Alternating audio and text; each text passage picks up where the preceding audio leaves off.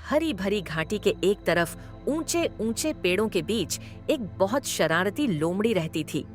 पूरा गांव उसकी चालों से तंग आ चुका था, लेकिन कोई उसका कुछ नहीं बिगाड़ सका। वह हर दिन नई नई शरारतें सोचती थी और निर्दोष जानवरों को परेशान करने में लगी रहती थी।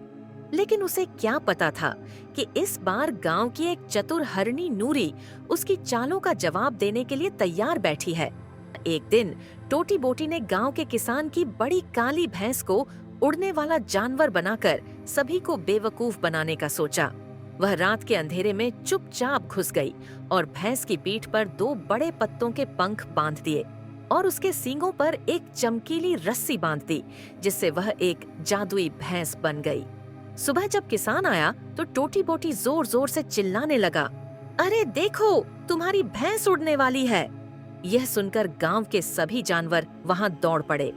कुछ मुर्गियां डर के मारे पेड़ों पर चढ़ गईं, खरगोश अपनी झाड़ियों में छिप गए और उल्लुओं ने आश्चर्य से अपनी चोंचें खोल दी।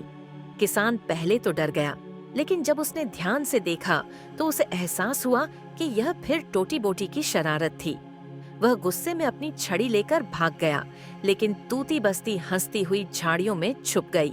टोटी बूटी को शरारत करने में मजा आता था। एक दिन उसने गांव के सभी जानवरों को जंगल के किनारे बुलाया और घोषणा की, आज मैं उन सभी को शहद खिलाऊंगा। सभी जानवर खुश थे क्योंकि उन सभी को शहद पसंद आया, लेकिन वास्तव में टोटी बोटी के पास कीड़ों से भरी पत्तियां थीं। जैसे ही जानवरों ने वह मीठा खाया, उनके मुंह का स्वाद खराब हो गया और कीड़े उनके मुंह को काटने लगे। चाचा भालू, जो वास्तव में शहद का मालिक था, बहुत क्रोधित हो गया और चिल्लाया, यह किसने किया? जब सभी को एहसास हुआ कि यह टोटी बोटी की चाल है, तो अंकल बेयर ने उसे पकड़ने की कोशिश की, लेकिन वह हमेशा की तरह भाग गई। टूटी बूटी को लगा कि अब गांव के जानवर परेशान नहीं हैं, तो उसने एक और तरकीब सोची। उसने एक बड़ा मिट्टी का बर्तन लिया और उसमें घुसकर जोर जोर से सिंह दहाड़ने लगा, ग्रामीणों, मैं एक खतरनाक बाघ हूँ, सब लोग भागो। यह सुनकर गांव में अफरा तफरी मच गई। मुर्गियों ने अपना चेहरा अपने पंखों में छिपा लिया।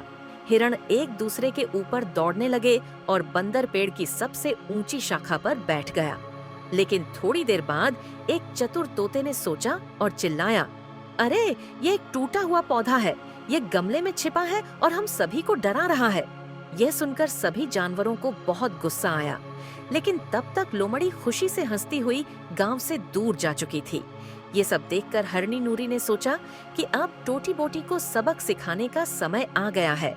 अगले दिन नूरी ने टूटी को चुनौती दी, यदि आप वास्तव में सबसे चतुर हैं, तो साबित करें कि आप एक पेड़ पर उल्टा सो सकते हैं।